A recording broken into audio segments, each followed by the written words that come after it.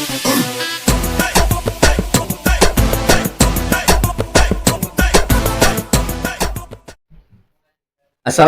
warahmatullahi wabarakatuh. Alhamdulillah, sahabat inspirasi Baitullah kita. Nah, kita akan ketemu lagi dengan narasumber yang tentunya ini kita diskusi yang menginspirasi. Assalamualaikum, Pak Irwan Suseno. Waalaikumsalam, Mas Dani. Nah, sahabat inspirasi, kalau beliau ini sudah berpengalaman sekali dan pernah menjadi mukimin lebih dari 12 tahun, betul? 19. Oh, 19 tepatnya. Iya.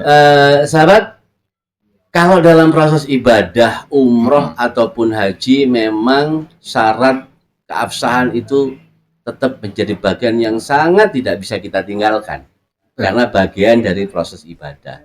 Ya kan? Mulai dari syarat rukun dan yang lainnya. Tapi jangan lupa sahabat, kalau kita hidup itu ada di tanah orang lain. Betul. Kita hidup selama, ya kalau paket paling sebentar itu kan 9 hari. Bagaimana dengan haji? Haji ada yang 30 hari. Kita berinteraksi, makan orang sana, dialog dengan orang sana. Nah, ini juga sangat penting kita pahami untuk menunjang proses kewajiban-kewajiban kita agar kita bisa lancar. Malah begini Pak Irfan, dulu pengalaman ketika saya membawa jamaah haji atau umrah itu kaget. Karena orang Arab itu pertama kulturnya keras. Itu belum masuk kota. Iya. Masih di airport itu sudah di... Ya saya paham sih karena petugas kepolisian itu atau pengawas airport itu kan inginnya lancar. Itu langsung bilang, yalah. Loh, kata zaman saya, loh kok belum sudah ya Allah dengan begitu. Dan itu dengan suara keras. Betul. Apalagi kultur kita, terutama Jawa itu kan halus, Lembut. biasanya. Silahkan. Ini gimana? Anda melihat begitu awal kita melihat orang Arab tipikalnya emang benar-benar keras begitu. Nah, perkenalkan saya Pak Irwan Suseno dari Kepanjen. Alhamdulillah saya berbagi sharing di sana di sini ya. Saya alhamdulillah udah 19 tahun di sana, bekerja di sana. Jadi saya itu mantan TKI. Iya. Jadi kulturnya sana sampai bahasanya alhamdulillah sedikit banyak udah paham. Memang orang Arab itu kulturnya keras, tapi hatinya lembut sekali. Jadi ini yang perlu jadi catatan. Arab bicaranya itu contohnya inta majnun, berarti kan gila. Padahal enggak, kamu nggak bisa ataupun kamu bodoh itu sama aja majnun, tapi hatinya luar biasa. Sekali kita ketemu ya, itu kaget. Tapi kalau udah interaksi sama orang sana, masya Allah luar biasa. Jadi haji itu sebenarnya cuma 5 hari ya prosesnya ya. Kalau kita bekali dengan bahasa Arab ya, terutama bahasa Amiyah. Ya bahasa Wusha dan Amiyah itu beda. Kalau Wusha itu dipakainya formil. Formil itu di tingkat pejabat, di sekolah, terus kita ada rapat instansi pemerintah itu formil. Tapi kalau Amiyah itu bahasa pasaran yang pakai sehari-hari. Bahkan kita itu di sana itu ketemu sama penjaga toko, pelayan-pelayan itu dari India, Pakistan, Bangladesh, itu Amiyah semua. Bahkan bahasa Wusha dia nggak begitu paham. Dari informasi pengalaman jenengan di awal 90-an ya, Mas? 94 saya. 94. Gimana pertama kali menginjakkan kaki di bumi Saudi? Masalah, iya. Komunikasi pertama, apa kekagetannya juga sama seperti jamaah saya pernah saya bawa? Cuma keras banget nih. Waktu itu saya nggak kaget karena saya masuk PT itu 93 akhir, berangkatnya 94. Jadi saya 3 bulan di PT itu belajar bahasa percakapan Amiyah, dikasih fotokopian. Tiap hari itu saya hafalkan 5 kata, saya buang 5 kata. Akhirnya saya punya 4 benderaan kata. Begitu action di sana, ya alhamdulillah bisa merengkan kata-kata itu. Nah, ini uniknya bahasa Amiyah itu ya, mudah dipelajari, grammarnya itu sedikit sekali. Kalau Wusha itu memang banyak grammarnya, tata bahasanya. Kalau Amiyah, masya Allah, teman-teman itu yang belajar sama kita, itu semudah itu ya, tidak sesulit yang dibayangkan gitu. Jadi nanti mungkin perlu ya, sahabat suatu ketika kita akan ada diskusi khusus tentang bahasa Amiyah. Bahasa Amiyah. Apa bahasa dasar nanti yang perlu kita gunakan sehingga ya paling tidak masa kita mau bawa translator ya, meskipun sekarang ada AI sih, cuman kan terlalu lambat. Paling tidak pokok-pokoknya ada di satu sesi tertentu yang akan kita bahas begitu. Tapi balik lagi soal kultur, Pak. Saya ini guyonan, pernah gini. Pantes Rasulullah itu diturunkan di sana, di Jazirah, karena orangnya jahiliyah semua.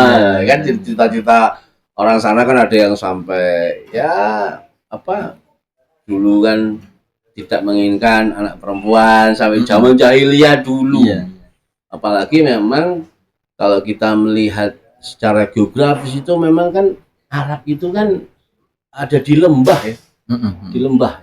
Jadi kalau nggak bersuara keras kayaknya nggak cocok gitu ya. Memang gini, waktu zaman dulu memang karakternya orang keras bicara nyata, tapi hatinya luar biasa. Saya berkali-kali ganti majikan itu, ya 2 kali ganti majikan.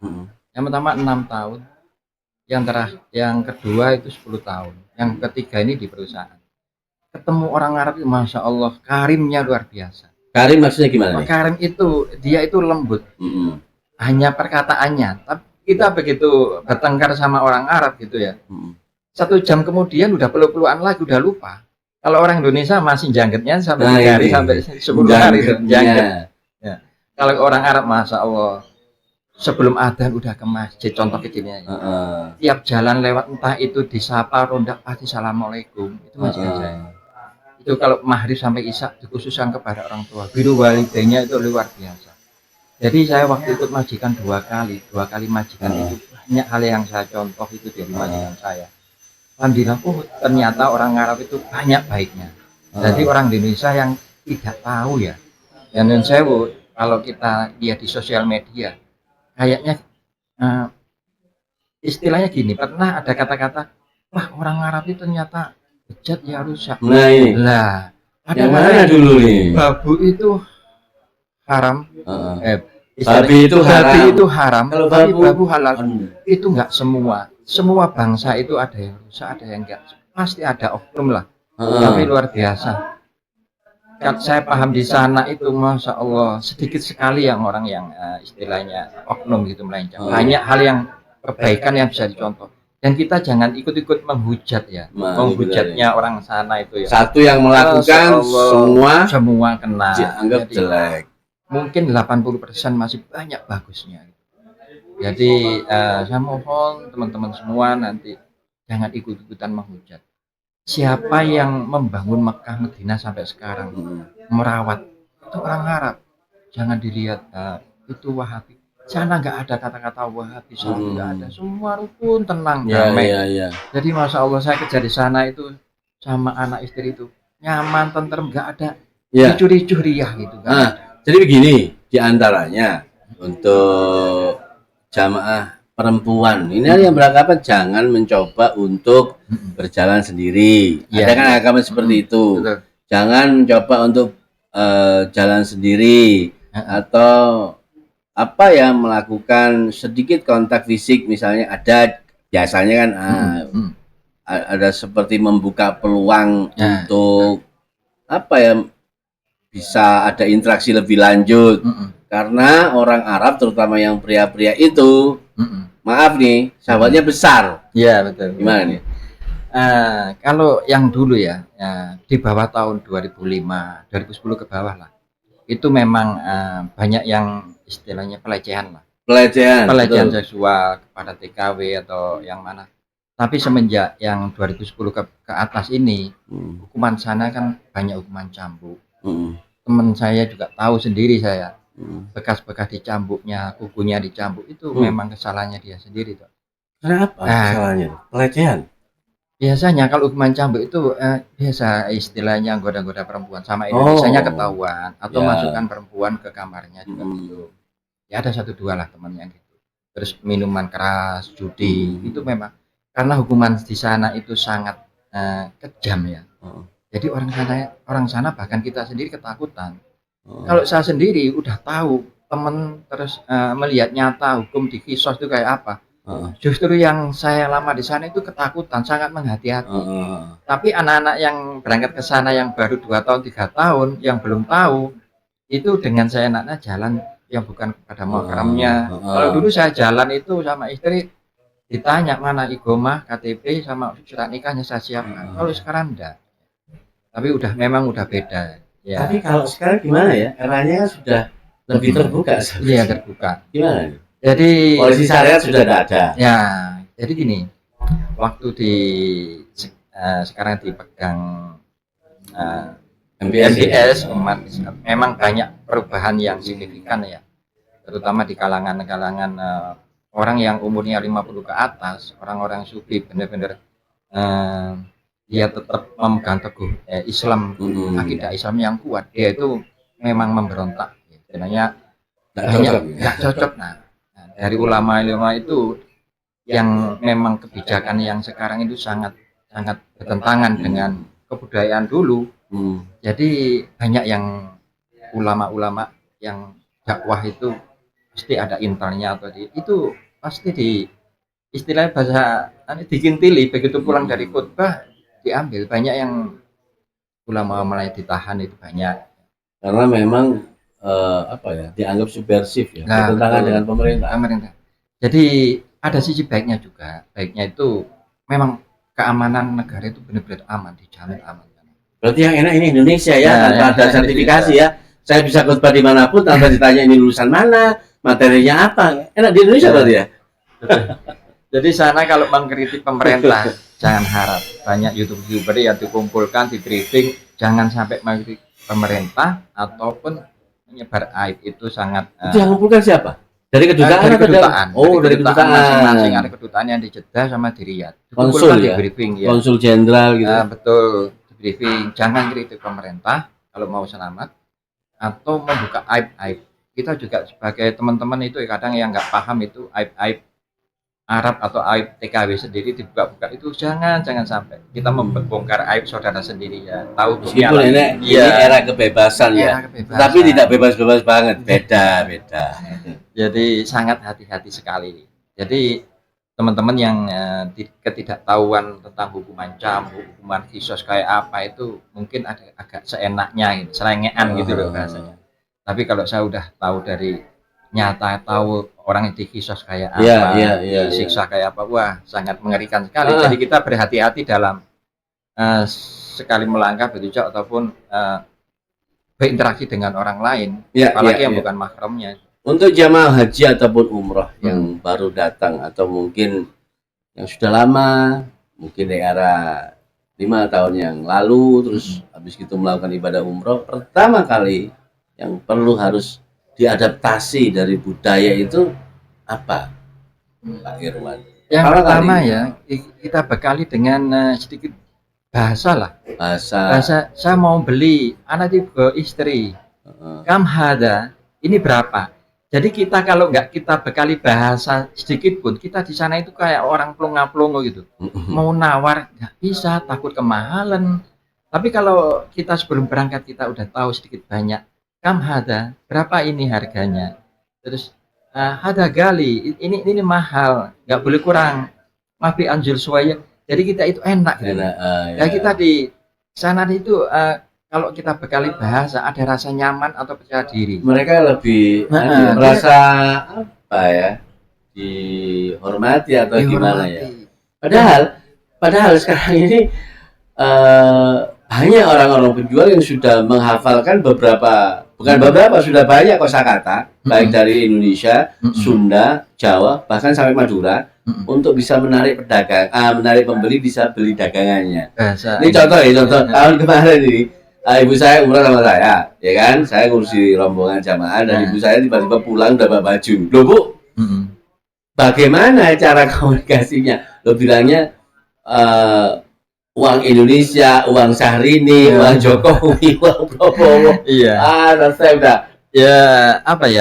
kita harus paham lah untuk caranya beli beli makanan itu gimana, gamis itu apa, gimana caranya beli perhiasan. Kalau kita nggak tahu bahasa sedikit, dapat mahal. Oh gitu. Ini aspek ibu-ibu nih ya. Dapatnya mahal. Bahasanya ya kuasailah bahasa sedikit. dasar. Terus kita itu di situ ya, entah di pesawat atau di masjid, kita bersanding dengan orang India, Pakistan, baik laki-laki perempuan. Kita diem aja itu terasa lama. Tapi kalau kita bisa bahasa, di sebelah kita itu magnet rezeki loh. Kita ngobrol gitu di pesawat, Pak dari mana? Bahasa Arab ya, pakai bahasa Arab. Itu minven. Wes nanti suatu saat, saya pernah perjalanan ke Kendari gitu. Kalau kita nggak saling kenal itu kayak lama. Lamanya itu 2 jam. Chemistry. Nah, tapi kalau kita interaksi, tahu-tahu dia menawarkan barang. Ya. Saya butuh barang ini, saya juga butuh barang itu. Nah, ya. Ada interaksi jual beli. Ya. Begitu juga di Mekah atau Madinah. Kalau kita nunggu di masjid, jamaah kita India Pakistan, kita diem-diem 1000 kata kayak patung. Tapi kalau kita mencoba, kita pede untuk bersilaturahmi, bercakap, itu minfan ya sodik, anak min Afghanistan, dia itu akan senang diajak ngobrol. Nah, bisa jadi itu sebagai lahan budaya ya saya butuh ini, bisa carikan ini lah.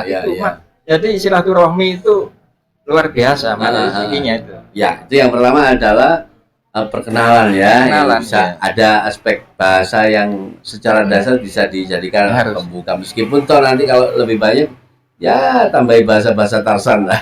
Maksudnya pakai tangan. Iya. Nah, pertanyaan saya yang mungkin perlu sangat diperhatikan dari jawaban Mas Irwan ini. Apa yang paling membuat orang Arab tersinggung?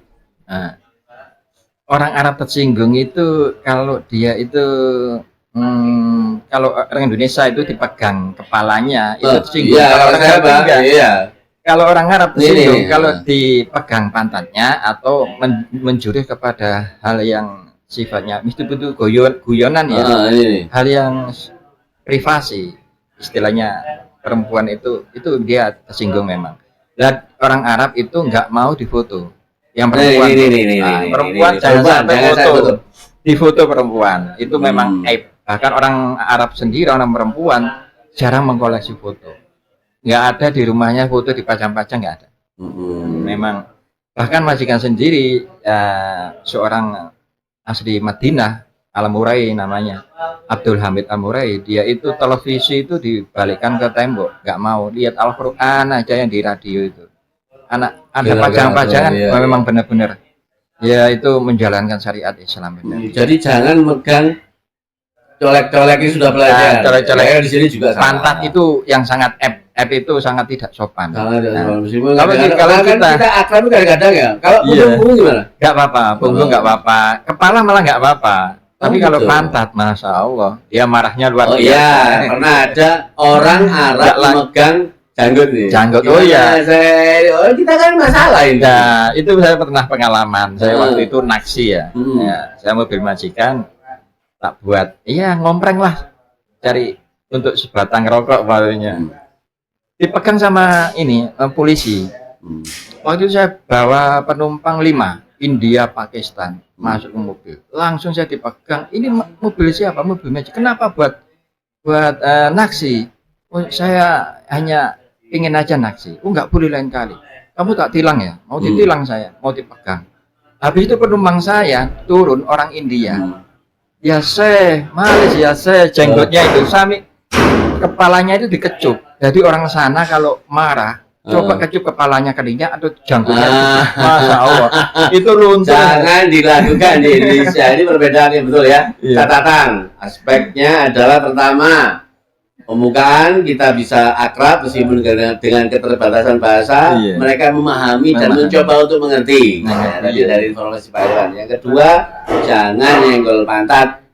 Ini bahaya. Jangan sembarang ambil foto, terutama untuk perempuan. Nah, ini sangat ketat sekali. Meskipun sama perempuannya. Sama perempuan juga gitu, bisa dilaporkan.